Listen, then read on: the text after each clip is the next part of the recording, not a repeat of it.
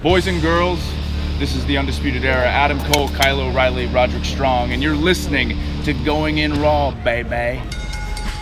This is the glorious one, Bobby Roode, and you're watching Going In Raw. What's up, it's your girl, Sasha Banks, the Legit Boss, and you're watching Going In Raw. You like that? Hey, friendo, Steve here. And Larson. And welcome back to Going In Raw, the only pro wrestling podcast you need to be listening to right here at youtube.com/Steve and Larson, and available wherever podcasts can be found. Be sure to hit that subscribe button and the little notify bell next to it to make sure you always get your new Going In Raw notifications. We're also available on the Patreon at patreon.com/Steve and Larson. We have a variety of reward tiers over there. I'm going to go ahead and I forgot to do yesterday new Patreon shout outs for the weekend. Yes. We got just a couple here. Alex Dula, Tom Kennedy Dack, and Oliver Blackman. Thank you. Thank you so much, everybody. Thank you. Appreciate it. So, Larson. Yeah. Bayley heel turn last night to close out Raw. Had everybody shocked. What'd you think about that? I kind of had it spoiled for me before I watched Raw, but that's okay. Yeah. It was good. Mm-hmm. They teased it in her promo. Saying we'll see who's standing in whose shadow at the end of the show. Mm-hmm. Wink, wink. Did she actually do? I missed that. Did she actually do like the awkward super winking thing? That was subtextually. That was what it was. Right. Yeah, and like it's the thing that I kind of like about it. Well, I really like it. Number one, because it healed. Who doesn't love a good heel turn, especially with a chair. One thing that I really liked about it is that like. They've kind of, they've been going. I'm not gonna say in this direction, but like Bayley's been more of a jerk lately. Well, going back, I like that. Depending how far back you go, you can go back to the UNS incident with Sasha. Yeah, that the seeds have been planted, especially since she post Mania when they allegedly both heard Sasha had a fit about dropping the tag title, so on and so forth. She got moved to SmackDown, and when she did so she said, "I left all my hugs on Raw." Yeah. Yeah. So, the seeds have been planted for a while. Not that this was ever planned, at least that far in advance, but the steps were there. If they were to do it, it would make sense. There is the idea that they had at least flirted with the idea when she was laying down the light profanity on Sasha before. And this is just, I guess this, to me, this is the clearest indication that we're probably headed towards. Maybe I'm just grasping for straws here, or just reaching, or just way too optimistic on this. But I'd love to see a 4 horsewomen fatal 4-way at. No, it's going to happen at some point. If it happened in Mania, but it's going to happen at some point. I'm hoping it happens in Mania in the main event. I think that'd be terrific, but that might be too much to ask for. It's going to be the thing where they might do it at Mania, but Vince is going to decide moments before the show goes live that it's actually going to be the main event. Oh, also that would require 7 months of storytelling, and usually. They don't take that much time with stuff. Yeah, that's true. They had a last Ronda when did Ronda show up last year? That was the culmination of a year-long contract anyways. Yeah, but the actual story that for the Mania main event really only kicked off at it's supposed to kick off at Survivor Series. SummerSlam is when Becky got over real big with that turn. I know. I'm just saying specifically the build to the Mania main event. Yeah. Really only started after the Rumble. Yeah. But anyways, what do you think of Raw otherwise? It was fun. Yeah? It was fine. Yeah. Cool. As tired as I was last night, it kept my attention for the most part. Yeah. So. The community poll piped in yays 45%, in-betweens 18%. So that's 50, over 60% was either yays or in-between. The nays were like super low at 5%. Don't plan to watch 23%. So that's up a little bit from last week. And plan to watch later 9%. I thought Raw was really good. I thought that there was one thing that I sort of, I'm not going to say I had an issue with. They went really heavy on the OC for the first half hour. Yeah, and then they didn't really do much with it afterwards. And I really liked the idea of the OC sort of running wild because they did that with Cedric, and then they didn't do it again. Yeah, it's probably just a setup thing with Cedric post, like last night. Yeah. Now Cedric can go to AJ and say, well, the reason I lost is because you threw me into the road case before my match and messed up my shoulder, and that's why I lost. So I want a piece of you. Because earlier in the show, AJ's like, who's going to step up to defend the U.S. title? Shouldn't matter. I'm U.S. champ. I'm U.S. champion. So I should be first in line for Universal title shot. Yeah. But the opening segment went on a little too long before the action now started. Like some of the talking could have been cut out. I think that with Braun, they really need to bring him back to. I don't like him shaking hands with anybody. I don't like him shaking hands with like they both step up and Michael Cole's the moderator. And they both shake his hand. Braun shouldn't be shaking anybody's hand. Well, if he does, it shouldn't be like cordial. It should be an angry handshake. Well, it should be like here's a handshake, but there's always a threat. Yeah, that he can just Superman your hand. Yeah, and Superman 2 after he gets his powers back to General Zod. Right. There should always be that looming threat that he could just crush you at any moment. That'd be a cool little directive if they just said, hey, anybody who shakes Braun's hand. After you're done shaking it, go like this a little bit. Yeah, it's those little things that I think would be great. Exactly. But pretty much all the matches last night were really good. They gave him time. Yeah. The 2 King of the Ring matches were really good. Lacey Evans and Natalya had a pretty solid match too. The swing to everybody appreciating Baron Corbin has officially begun because that match was really good last night. It was really good, and just everybody was coming out of the woodwork saying, "Oh man, Baron's good." And you haven't seen that a whole lot. Like there are certain people who do appreciate his work, but like on a larger internet wrestling community basis, that really wasn't coming out. Let's see here. Man, Baron be the most fun King of the Ring, hands down. There was and then Firefly Funhouse. Yeah, that was good too. That was. Are you kidding? That was amazing. That was pretty good. Him feeding Vince McMahon money. Oh, that was good. I really love that. And there's let's see here, and then we're gonna get for that King of the Ring, we're gonna get a triple threat. I even like the Rey Mysterio interview. It felt heartfelt. Yeah, it did. Yeah. I thought it was a good episode last night. It was one of those things where it was like a surprisingly good episode because like at first it really didn't feel like it was going in that direction. It was like okay, but then by the end it was like holy crap, that was actually pretty good. They gave us some meat there. They did, so that was fun. Let's see here. All right, so let's just go ahead and kick it off with the very first thing was contract signing between Seth and Braun for Universal title match at Clash of Champions. Let's try to get the SmackDown preview up. Sorry. So they talked back and forth a little bit. Seth said, hey, I'm going to walk into Clash double champ and I'm going to leave double champ. And Braun's like, I don't think you are. And then Seth brings up the fact that Braun can never beat Brock Lesnar, whereas Seth, he had to slay the beast to get that title. And that seemed like that stung Braun a little bit. Little bit. So they start putting pen to paper on this contract. Cue OC's music, or I guess it's just AJ Styles' music. They should really give them their own theme song. Something different from AJ's music, from Anderson and Gallows' music. I really like Anderson and Gallows' music. I like it too. They should use that. They could. Do like some sort of variation on that. I'm just thinking it's a really cool. It sounds like a faction theme song to me. It does, but I don't know. Like, just do something new to make them feel more unified as a group. Sure. Think about the AJ's music. It just seemed like, here's AJ and his henchmen. Yeah. No, I'm with you on that one. Yeah, I agree. And maybe if they want to distance themselves from the what they've done with Gallows and Anderson in the past, which hasn't always been good. Yeah, that's a good point. Then give them something new and fresh. Yeah, that's a good point. So like with Bayley, now that if she's a heel, new theme song, new Titantron. You got to lose the wacky wavy inflatable tube men. They definitely have to lose the wacky inflatable guys, right? How do you redo like Bayley's theme song is really good, and I know it's very specific to like her face persona. You slow it down, you do it backwards. Wow. You found there's all sorts of like hidden messages. They put the lyrics backward. Yeah, you Becky. I don't like hugs, stuff like that. You know, I've never heard it that obvious before.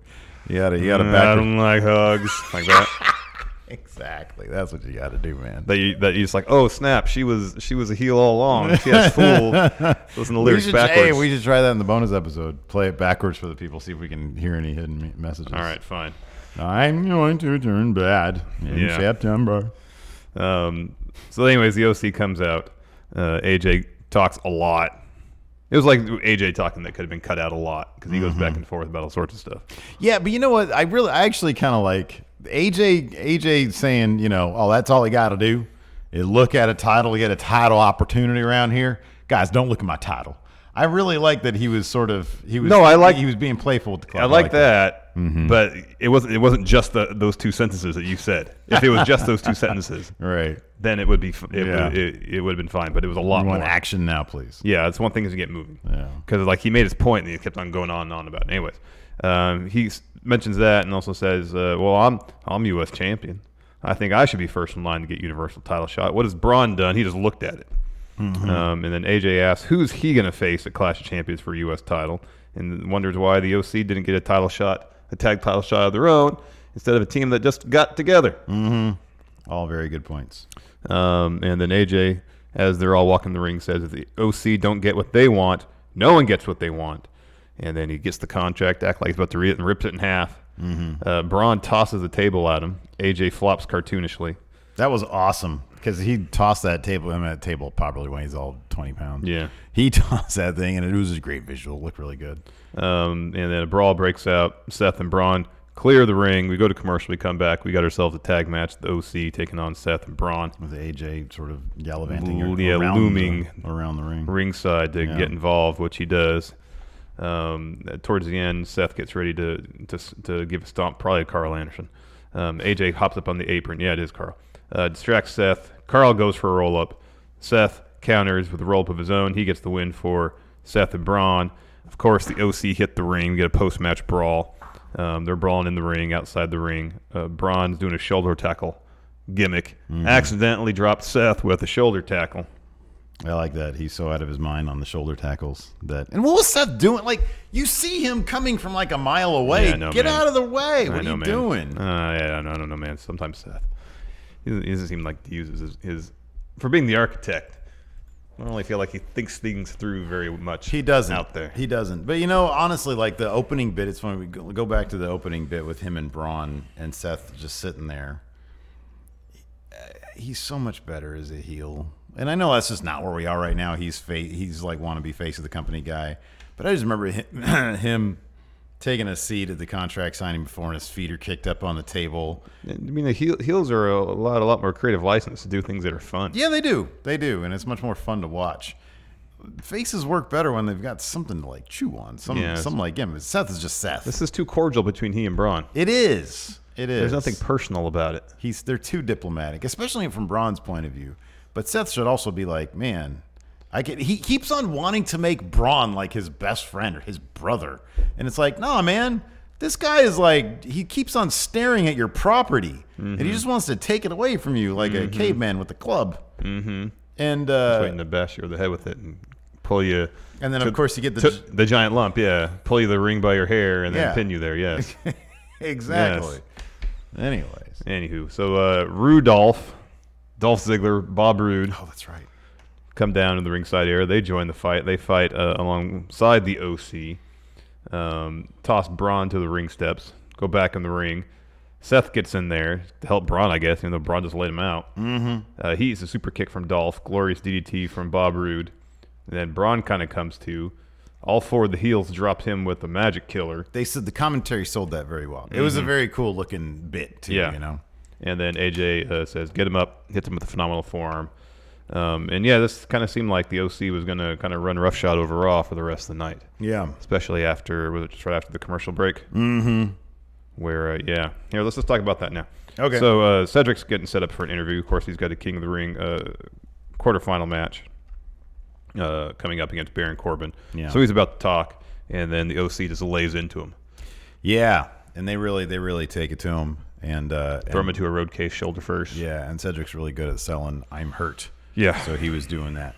So that was rad. And then they too sweet over him. Yeah. And then commentator's like, he's got a match coming up. Yeah. Oh my goodness. If this leads to Cedric versus AJ at Clash of Champions, that's awesome. I know. I agree totally. I agree totally. I just wish that like this wasn't. It could still lead there, but I wanted in 3 segments down the line them to attack somebody else just because they're running roughshod. You know what I mean? Yeah, I know. Agreed. I mean, like, or at least let's see them get in a car and drive away. Should happen is Roode and Dolph help them in the opening segment. All right, you know what? Actually, we should get that tag title shot. We're going to attack them too. Yeah, but would that be a problem then? Because people would kind of cheer that. They'd be like, I mean, they're already kind of cheering them do cool. Yeah, I think you just want them. The OC should be what Braun was when his feud with Roman, just doing cool stuff, destructive and just things. just looking out for themselves. Yeah, and not worried about the crowd, not worried about anybody else. Yeah, just running roughshod. I agree, man. I think doing what they want to do. That'd be neat. And not worry about getting them over his faces or heels. Just let them be them. Because it just seems very specific. Like they went after one guy and they didn't do anything else. And like you're saying, it probably is just to lead to Cedric going to AJ. But it's like, I want Cedric to be the one guy who steps up. Yeah. After 5 people were attacked by the OC. Yeah, exactly. Yeah. But also, the one of AJ's bones to pick was about the tag title situation. Mm-hmm. And I understand you have Dolph and Bob Roode coming out there. It benefits them to beat up Seth and Braun at the same time. Like, why would you still be cool with them getting the tag title shot? I know. I was half expecting that to happen towards like the end of that segment. I was like, is there going to be any side eye from the club? Because these are the guys who took their opportunity, basically. Mm-hmm. So you're absolutely right about that. And have them come out and attack the War Raiders too. And there was something really cool. That. You know what? At this point, I mean, yeah, because of last week, but it's like the War Raiders are they're with the squash and stuff. I thought for sure we were going to get the club versus War Raiders or some. No, think again. Hint of that, I guess, right? And it was very nice. It was awesome. One of my favorite things was the fact that Bob Roode is involved, even tangentially, in the A story, or the B story on Raw. I thought that was cool. He's out there. He's doing something. He's there. He was the one getting down in Seth's face, yelling at him. What? There's one thing that commentary said during the tag match. Let's talk about this now, too. Okay. This is all kind of feels like one long segment. Yeah, sure. Where they're describing that the Rudolph dynamic is different than most tag teams, and that they pretty much said Dolph does all the real work. And Bob. Did they? Yes. What did they? What do you remember verbatim? I don't remember verbatim, but it was like Dolph handles the majority of the things, and then Bob Roode handles the stuff on the periphery, essentially. They're saying they're making the point that Dolph and Bob Roode wrestled their tag matches like two solo wrestlers wrestling, kind of independent of one another. Yeah. But they kind of made the point of saying that Dolph does most of the heavy lifting. Well, maybe that'll light a fire under Robert Roode. I don't know, man, because they had a match against former tag team champions Zack Ryder, Kurt Hawkins. Went about as Bob Roode has gotten the majority of their pins so far. Well, in the tag team turmoil. It was 2 with super kicks, 2 with glorious DDTs. Who actually scored the pin? Really? The very last one? That I don't recall, but I remember it being. I thought it's usually a super kick into a glorious DDT. During the tag team turmoil, it was. I know Dolph won 2 of them with super kicks. Did he? Yeah. Oh, okay. But this time, we'll just get to the finish because there's no real ambiguity who's going to win this match. Yeah. Bob Roode pinned Kurt Hawkins after the super kick glorious DDT combination. Mm-hmm. It was a fun enough match. Yeah. No, it was fine. It was, Hawkins and Ryder, they're one step above the dudes we saw later taking on the War Raiders, pretty much. So. I did like Kurt Hawkins' Edge-inspired ring gear, though. That was cool. Harkening back to his days as an edge head. You don't want to go backwards, man. You want to go forwards. I mean, if you can go forwards while referencing your past, that's fine. But yeah, you should always be going forward.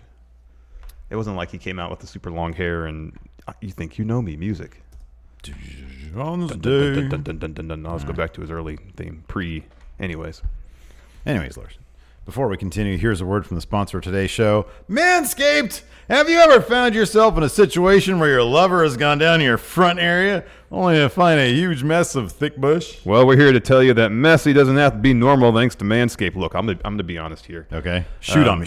I can think of a time or two when I've been trying to groom my man zone only to come away with little bits of ball flesh in the teeth of harsh trimmers. Ouch! Yeah.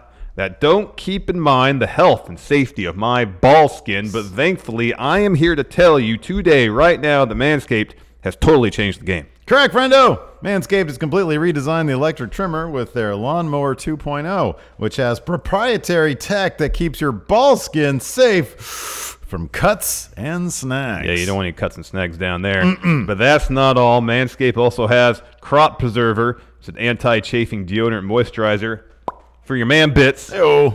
We all keep our underarm odor in check, at least in theory, with deodorant, so why not do the same with your man zone? Keep it smelling clean as a dream. Right now, friendos can get 20% off and free shipping and a free travel bag by going to manscaped.com and using promo code GIR. Use the right tools to keep your ball skin safe. Trust me, they will thank you. As will your lover when he or she goes down to your hog pen and sees and smells that it's free of slot. No one likes messy junk. Again, get 20% off, free shipping, and a free travel bag by going to manscaped.com and using promo code GIR. And thanks to Manscaped for sponsoring today's show, and you're really helping out Going In Raw and your ball skin. by going to manscaped.com and using promo code GIR. That hog pen gets you every time. Yeah, it really does. Towards the finish, I'm trying not to break. Anyways, Lacey Evans is back, Larson. Yeah. And she took on Natalia This was actually a pretty good match. This was actually it was a really good match. Yeah. It was actually really good. Mm-hmm. Yeah. I was very excited by it. I was excited by it. No, I wasn't. I was thinking of Manscaped right now. You are. Hog pen. I was like Andrade on the beach. No, I was happy to see Lacey Evans put in a strong effort against Natalia. Yes. That's what I'm trying to say. You're excited to see Lacey Evans put forth a strong effort in a match against Natalia. Those tightest shorts. Oh, man. Finish was actually really clever, too. So Natalia's raining strikes on Lacey while she's kind of has her. She's doing almost like the Yano thing where her body's between the ropes. And the ref comes and breaks it up. Prior to that, Lacey got her handkerchief and was about to, wipe her face off. And so she throws the handkerchief in Natty's face. Yeah. And Natty's like, "Why are you throwing this at me?" And then, pow! Woman's right. Yeah. Got the pin. It was pretty cool. Good stuff. Yeah. But even prior to that, they gave it tons of time. It was booked really well. It was a fun match. Yeah, no, it was. After that, we had a Becky Lynch promo. She comes down to the ring, and she offers her counterpoint to Sasha's point. Yeah, she said pretty much Sasha's, since she came to WWE, been given everything. Mm-hmm. Yeah. They even gave you a bouquet of flowers after your matches. Yeah. It's true. That happened at least a couple times. She said, I was an afterthought in NXT while you were getting everything, and then he came to Charlotte were having main the roster, red carpet rolled out for him and stuff. Pay-per-view main events, Raw main events, you name it, you got it. I got crapped on. Bang. Yeah, pretty much. And she brings up Bayley and says, ever since you, Sasha, took your ball and went home, former tag team partner Bayley's been doing pretty good for herself. Mm-hmm. And she says that with all your talent, Sasha, really, you should be in this spot, my spot. But you're not. Yeah. I am. I'm there. Then she kind of challenges Sasha to a match. Sasha comes out to the ramp and she says, the only reason Becky got everything that she has now is because Nia Jax broke her face. Yeah. She said, I wish I could have had everything, and I would have let Nia Jax break my face. Yeah. Becky says, I've come out here to fight. Let's fight. And Sasha says, yeah, no, because I'm not going to do it for free. Mm-hmm.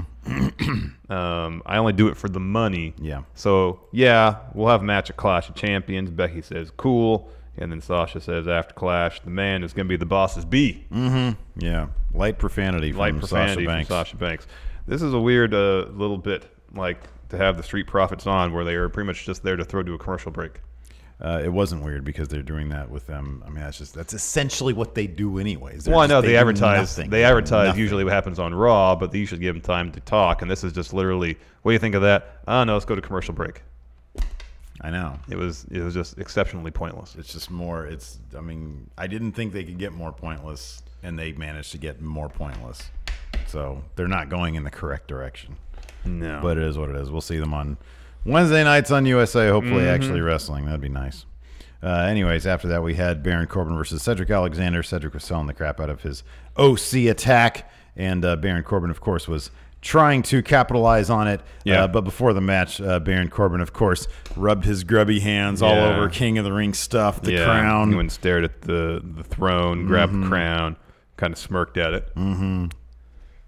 And he did a promo, a picture-in-picture promo, talking about how he's going to do stuff, be king, yada yada. He was going to do something. Once he attains the power of being king of the ring, he was going to shoot. I meant to make a note of this. It's Drew's thing to fire everybody. It was something kind of like that. Okay, all right. I remember hearing him say that. And I was like, well, that's kind of Drew's thing. Yeah. I don't remember what he said. It's something along those lines. I'm going to buy a real Ferrari for myself now. I can afford real. I'll be gifted a Ferrari when I'm king. They'll give it to me. They'll say, you're king of ring. You're the ring king. King of Ferrari, too. I want to be ring king. So Cedric comes to the ring, as you mentioned, still selling the injury to his left arm. Yeah. That occurred when OC attacked him. I was just cracking up. Your first note here about the actual match is great. When Baron Corbin draped Cedric Alexander in the Tree of Woe, but over the other side of the apron, the outside of the ropes. Yeah. And he just started just like a pendulum. Yeah. Just started swinging his head straight into the ring post. That was pretty great. He did it like twice. It was amazing. Yeah. That It was awesome. pretty great. Man, I wonder if one of the reasons why this, well, there's a couple of reasons why this is probably one of Baron's best matches. One, Cedric Alexander is amazing. Cedric Alexander. But then also, there's a very clear story that's there to be told for him. Yeah, sure. It's not a situation where it's like, okay, Baron, go in there and just do your moves. Mm-hmm. You know, there's a very clear story where Cedric has a very clear target that Baron needs to attack. Baron's really good, especially he's best when he has something to chew on. Yeah. And then the added, the bonus, which is probably the main thing. Cedric Alexander is one of the most creative wrestlers today. It wouldn't surprise me if he was like, hey, here are a myriad ways that you can beat me up in a really cool manner, and it'll help everybody. Yeah. Drape me over the apron, start swinging my head into the air. Really, I can do that? Yeah, dude. Yeah, do totally. It. Just you do should it. totally do that. Oh, all right. Okay. Wow, learning things. I'm going to be king. Thanks, Cedric. No, I'll be king. Well, this is all still predetermined. Yeah. Yeah. I'm determined to be king. I'm predetermined to be king. So that's a cool bit. More often than not, Baron to be destroying Cedric. Cedric can mount a little bit of offense, but then again, there's always come back to the shoulder. There's this cool spot where Cedric was doing his kind of springboard flatliner through the ropes. Baron catches him into a deep six. That was really cool. Looks like the tables were about to turn when Baron was charging towards Cedric in the corner. Cedric gets out of the way, so Baron hits the ring post shoulder first, and then Cedric did that 3 more times. Just tossed Baron to the ring post, and then started kicking Baron's shoulder, kind of even the odds where they're both dealing with shoulder issues. Yeah. And then Baron's on the outside. Cedric hits a tope. Back in the ring, Cedric goes for a lumbar check. Baron escapes, goes for the end of days. Cedric reverses into a roll-up, gets a 2. Cedric hits a Michinoku driver with one arm. With one arm, yeah, that was awesome. Gets a 2. And the finish saw Cedric go for his springboard lariat. Baron knocks him off the top rope, picks him up for the end of days to get the win. Mm-hmm. Really fun match. Probably the best match Baron has put on since signing with WWE. Yeah, I think so. And I really hope this leads to a program between Cedric and AJ. Mm-hmm. Yeah. I think it'd be real good. Yeah, I think it'd be awesome. And then Baron goes up and he sits in the throne. Yeah. Bad idea on his part. Yeah, it totally is. But Baron is Baron. So we learned that Baron will get more out of losing this and yet sitting in this chair all this number of times. Like he might be the guy we remember. Because here's the thing, Ricochet's, it's either going to, I still kind of think it's going to be Andrade, and that's going to transition into a thing again with Ray. But Baron's going to run with, all this stuff that he does, he keeps amassing all this stuff that he builds on and builds on and builds on, and it's really terrific. Mm-hmm. Baron's really good. Someone said on Twitter, I remember who it was, that 2019 Baron is 2010 Miz.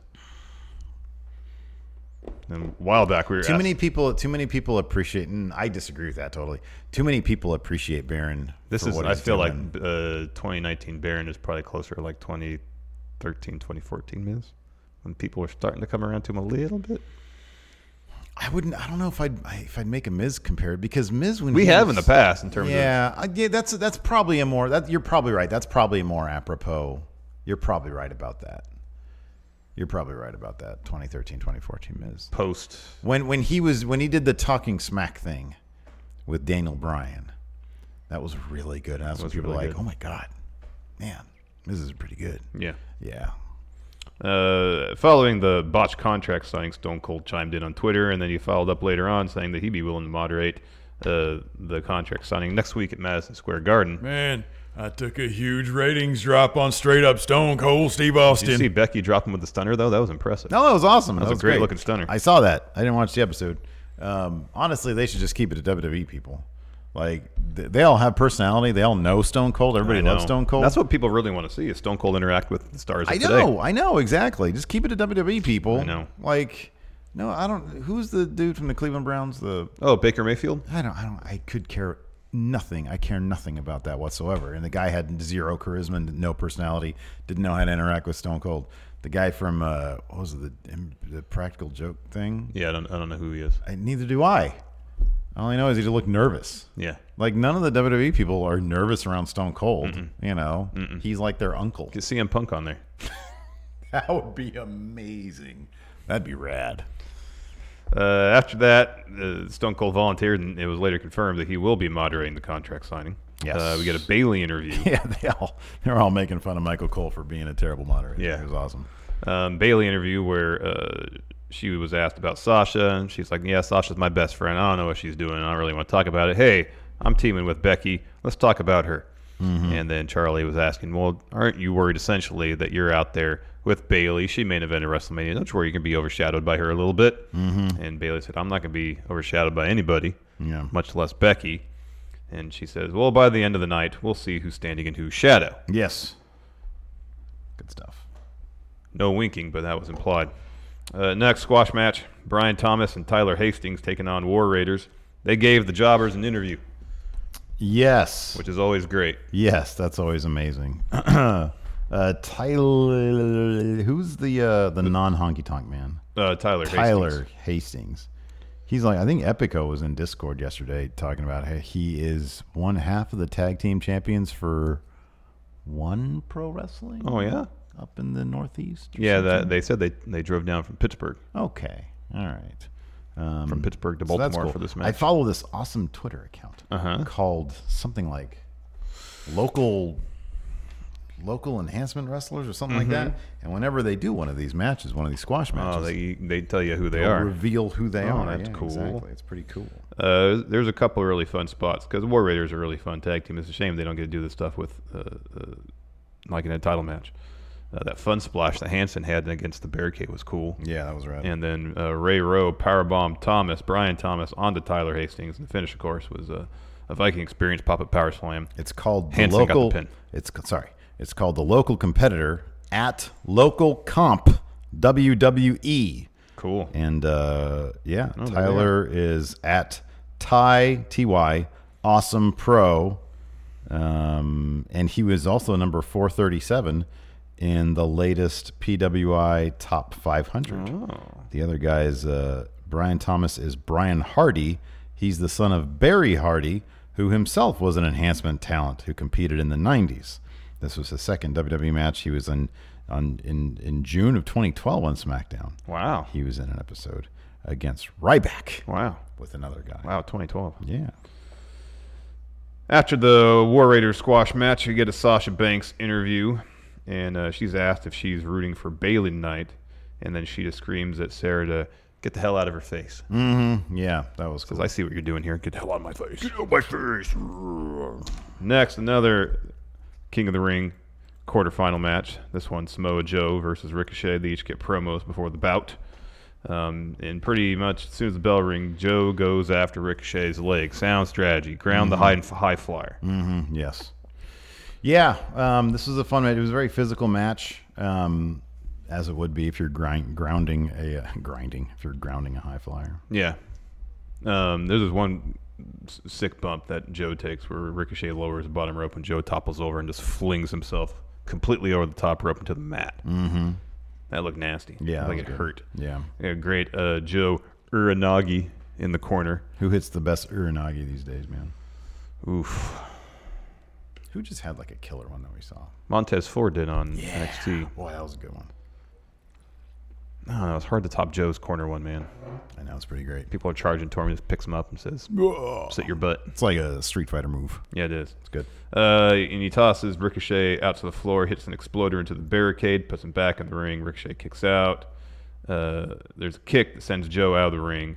Ricochet hits the Sasuke special, goes up the top rope. Joe knocks him off his feet, puts him in the coquina clutch. And so they have their backs to the ring. And then Ricochet acts like he's about to pass out. Instead, he pushes off the ring post, sending them both to the mat. They both land with one arm over the other. John Cone, the referee, counts the pinfall. So it's effectively a double pin. Yeah. Now, there's some confusion. So John Cone goes to the Timekeeper's area, puts on a headset, commiserates with someone backstage, and then they come to some sort of agreement. He takes the headset off. Ricochet asks him, so what's the deal? John Cone says there'll be a ruling soon. He walks backstage. As soon as he walks back up the ramp, Joe attacks Ricochet, tosses him back in the ring. Ricochet kicks him, hits a recoil. Joe gets out of there. Yeah. What'd you think of that? The referee. A lot of people are up in arms about this whole referee business. I thought it was fine because it's wrestling and they change the rules every single week. Yeah. Are you with me on that one? Yeah. No, I had no problem with it. Even they even have made it like a book about the joke. That's the referee's rule book, which we have in our closet back there. Somebody sent it to us. Yeah. It's a sketch pad essentially. It's a bunch of just crazy random doodles, Mm-hmm. and it's hilarious because they could do what they want every week. This is getting us, which they reveal in a little bit, a triple threat match. Yeah. For the Raw side of the finals. Yeah.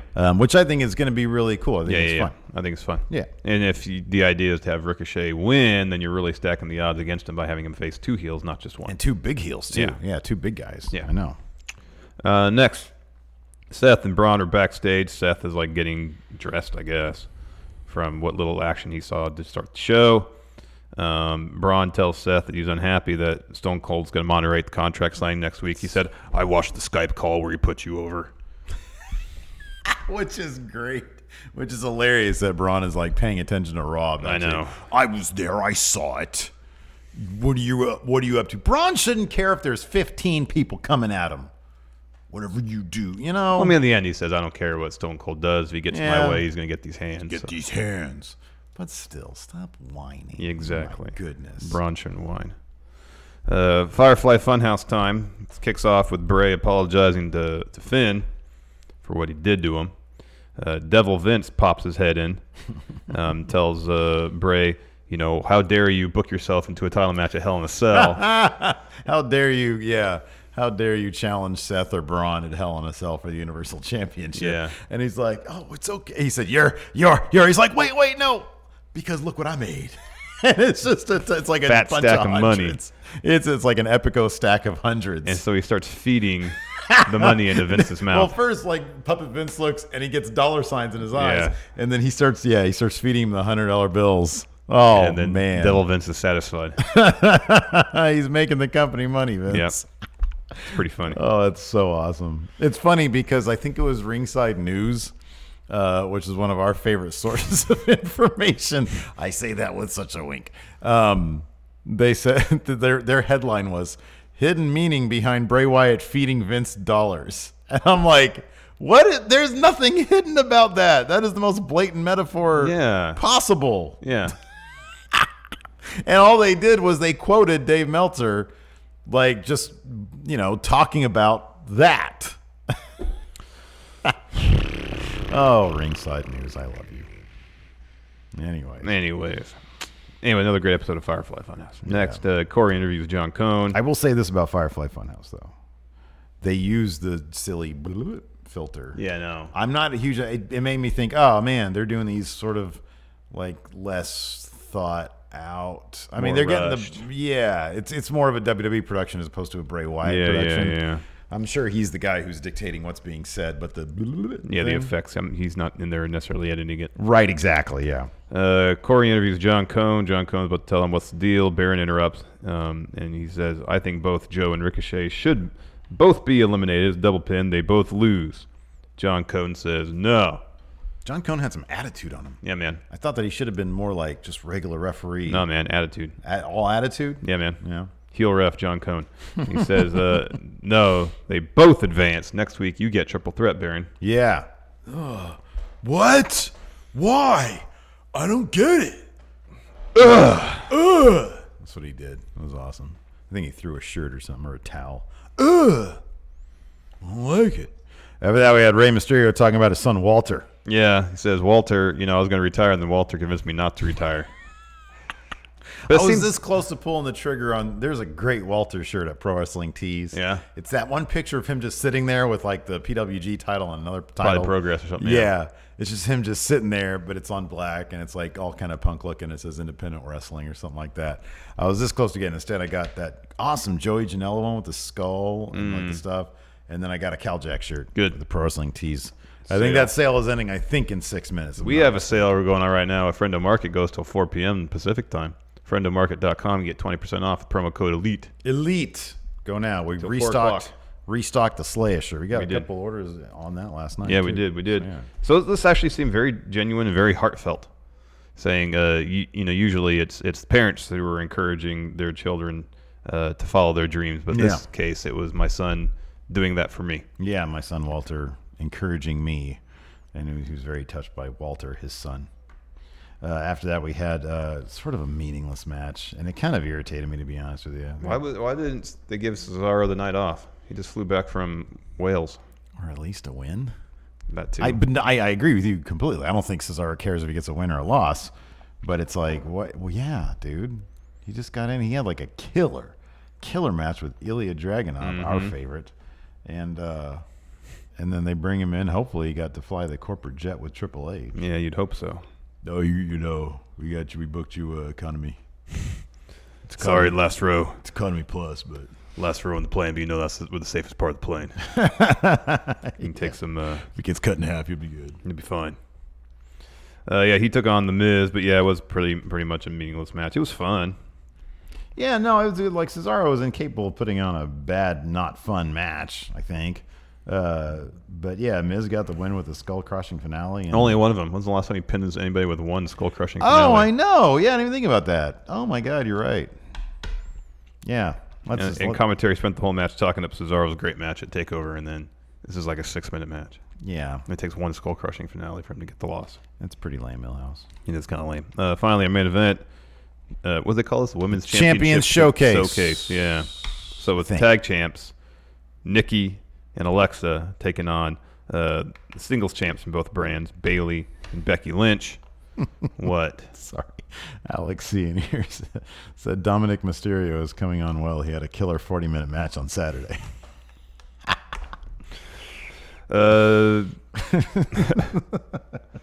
Before the commercial break, they actually thought they really did a really good job of isolating Bayley and getting the crowd into her really wanting to get that hot tag. Yeah.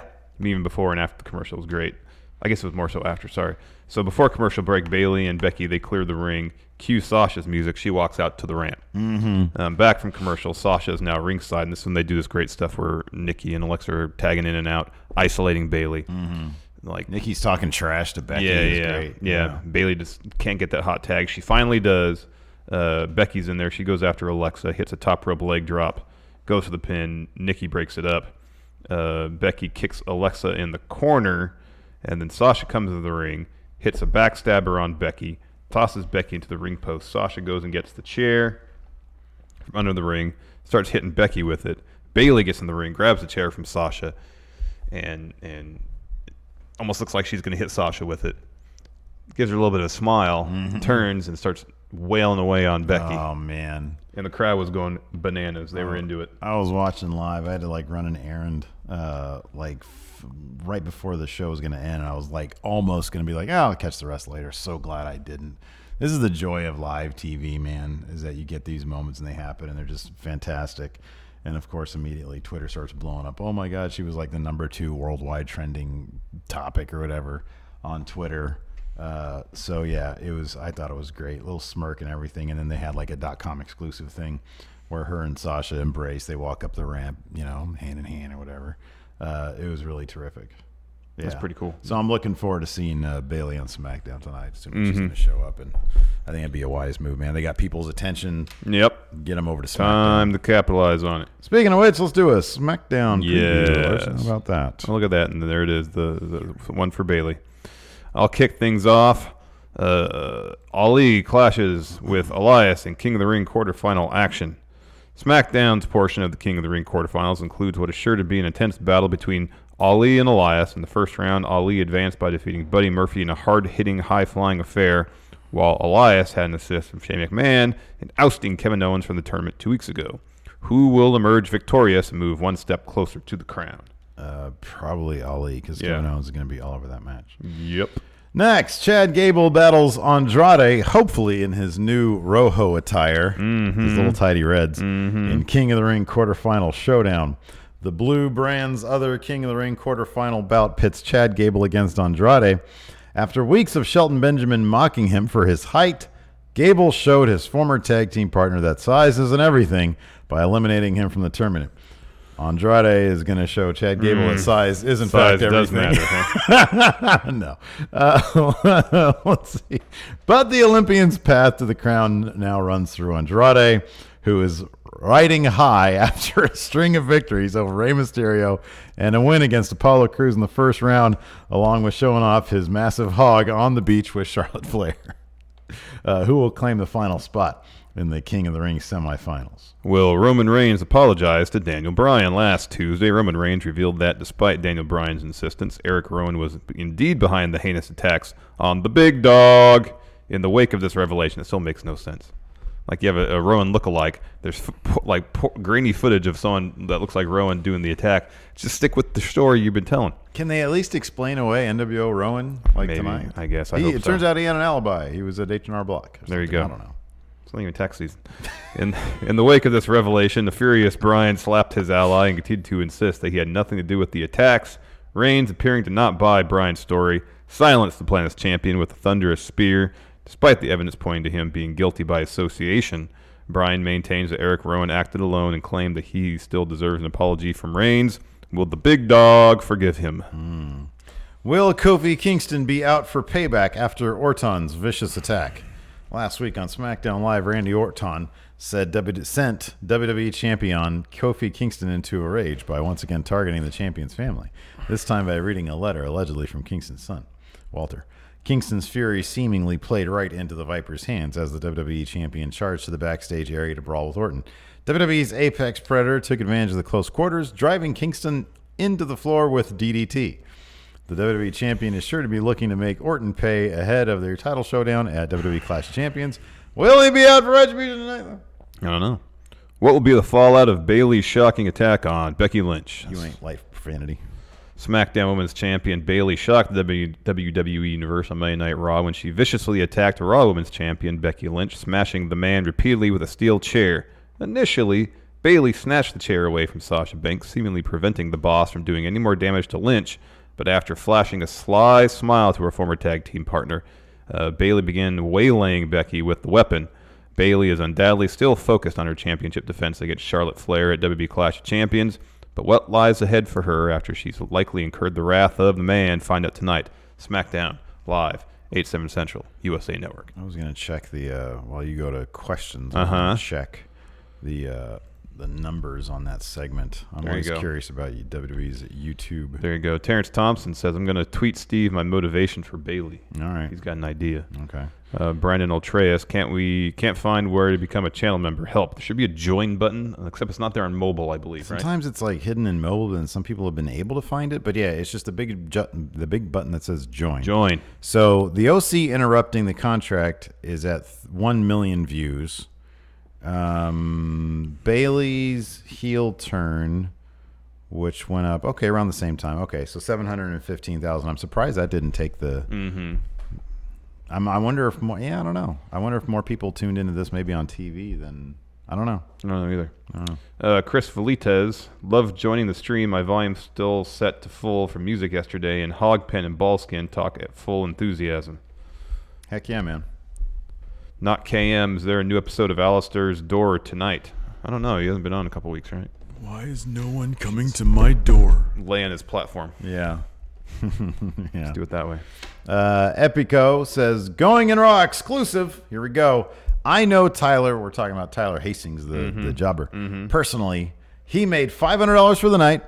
Hanson Man Bits smell. And he's got you guys some clips from backstage last night from Roman, Seth, and Bray. What? Really? Wow. Oh, my God. Wow.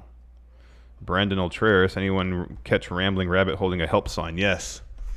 Yeah, and shoves him back down. Yeah. That was good. That was well done. That was good stuff. All right, let me go to the Discord here and see what these fools have to say. All right, let's see here. A lot of nothing. Don't care about that. Here we go. Greg Morris. Always good for a question. If Joe eats the pin next week, then what was the point of last night? The better story would have been Ricochet beating three guys in a row who are much bigger. That's a good point. I get the feeling that Baron's probably going to eat that pin because he can do more out of eating a pin than Joe could. Yeah. Oh, here we go. Butts says, got your non-news right here. See, this is real news in my opinion. Marty Scrolls. See, I want to transition non-news to let's just look at ringside news. I'm half joking about it. I'm actually pretty serious about that. Marty Scrolls' Ring of Honor contract expires in November. Wasn't it? Didn't we? We heard it in the spring at first. Oh, yeah, we did, yeah. Over here in the Patreon, Alex Foster asks, in kayfabe, why do wrestlers sign contracts without reading them? Because they have their managers read them. That's true. Yeah, that's good. Well, how about this? In kayfabe, they trust Vince. Okay. Greg Morris, going on what you said about Seth, he should react to Braun looking at his title as if he looked at Becky. That title is his and belongs to nobody else. That's a dangerous territory you're getting into, Greg Morris, when you're turning Becky Lynch into his property. So I'd be careful with that. This is 2019, man. I'm joking, kind of. But would you be okay with Andrade using tearaway pants to reveal those red shorts? That's the only time I'd be okay with those tearaway pants, Larson. Yeah, man. It'd be great. I know you're a big fan of that. Love it. Yeah. Gary MacArthur, why do people still take Meltzer's word as gospel when most of what he says is false or is just an outright guess? Case in point, the Enzo and Cass return to possible upcoming draft. I don't believe most of what he says is a guess. I think that everybody has their sources. I think that I even think that Brad Shepard has a source. I just think that source is like super low on the rung, and he'll feed him stuff that is like, not really that great. Yeah, maybe true. I personally believe that. All right. There is evidence to suggest he has no source and he makes it all up. I don't know. But I think that Meltzer has his people there. I think that things move fast. I think that plans change. Well, and also I think people, depending where they are in the pecking order, have their own individual agendas. And there's that as well. Absolutely. I imagine there's a lot of politics in play backstage in WWE. But I think that people still take. I think that there are some people who take. You should never take anybody's word as gospel, so to speak. Understand that things change, and that, like you said, people have their agenda. But I think that he's the reason why people take him seriously is because he's established a solid track record. And he's been doing it forever. And he's been doing it for a very long time. So we've been saying this for a while. Like, star ratings completely subjective. I don't know what his track record is as far as breaking news. There's been some instances where he's been 100% right, some where he's been proven wrong. His foremost contribution to the industry is as historian. I agree with that entirely. So, and if you take that away, even it's not necessarily that he's so great at breaking stories. He's really good at, once the story sort of comes out, he'll provide a lot of context. Yeah. He's really good at that. Yeah. So yeah. Julian Rousel. So next week, does Bray attack Stone Cold? I hope not. Kind of hope so. Rich the Smash Bro. Although that would make, if Stone Cold is moderating that thing, it'd make all the sense in the world. I mean, he just ate a stunner from Becky. Yeah, on national television. He can take a mandible claw. Rick the Smash Bro. Who's a better MVP for WWE for the week besides Cesaro, just for the travel alone? Yeah, he's got to be a contender. That's for sure. It's either him or Tyler Bate for doing 40 minutes lifting Walter We're going to do our review later on today. Yeah, for that. Chill Hafty. If Vince Puppet eats money, it's fair to assume Vince Prime also eats money. How much money do you think Vince eats in a single day in U.S. dollars? Well, he is a billionaire, at least on paper. Yeah. So, $1,000? Just gobbles 10 hundreds every day? No, he does 110s. Oh, wow. Fill them up. Oh, wow. And then once a year, he'll do 1,000 ones. There you go. Yeah, could be. Let's see here. Oh, that's funny. WWE legend Batista to feature in Gears 5 multiplayer modes. Oh, that's cool. That's cool. I like those commercials for Gears 5, but then it's just going to be 20 hours of the same gameplay. Yeah, no, Dave Adamski. Is it just me, or does it seem like bad timing for a Bayley heel turn? She has to face Charlotte at Clash of Champions, who is a heel herself. How do they turn Charlotte back to face, given the circumstance? Just let them be characters. Yeah, I know. Don't force them to be heels or faces. It's this. You don't turn her back face. You put her in a situation where she's going to be fighting the people who are considered the bad guys now, Sasha and Bayley. You put her in a situation where it benefits her the most to help Becky. Mm-hmm. That's what you do. Mike Fiend. Funny moment from the dark match between Seth and Baron. The crowd continued to sing the Corbin sucks, he really, really sucks song. So Corbin grabs the mic and sings, "Corbin's good. He's really, really good." Is there anybody having more fun in wrestling right now than Baron Corbin? I don't think so. I don't think there is. That guy seems to be having all the fun. A blast. Mr. Lipkin Prime, if when Marty Scurll joins AEW, who should his first feud be with?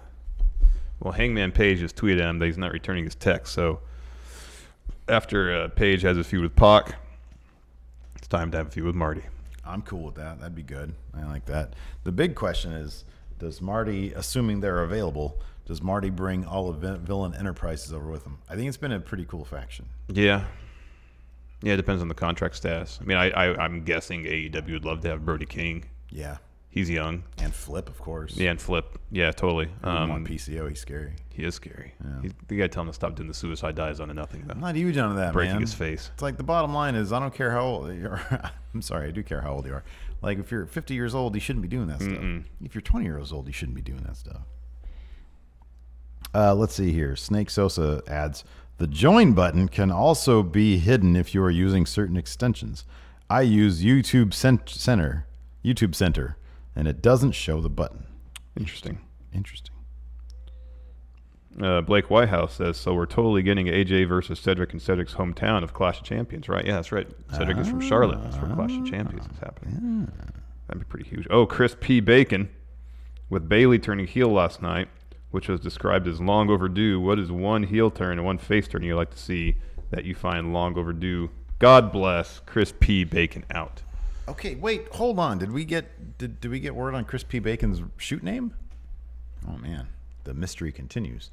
So who's somebody you want to see show some edge? Let's take Finn out of the equation because that's obvious. Yeah.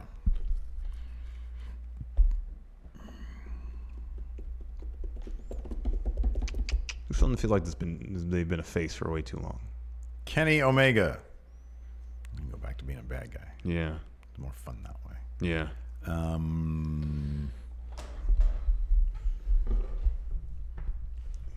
Someone who's a heel that could do I want everybody to be heels actually because it'll just be more fun. And then every storyline would be who could be more of a heel to the other. Yeah, that'd be good. I think that'd be a way more. Feel like the Mirror Universe. Yeah, everybody's a jerk. They're all trying to undermine each other. Exactly. I think it's a good idea. I like that. Want everybody to be heels. Yes, perfect. Let's see here.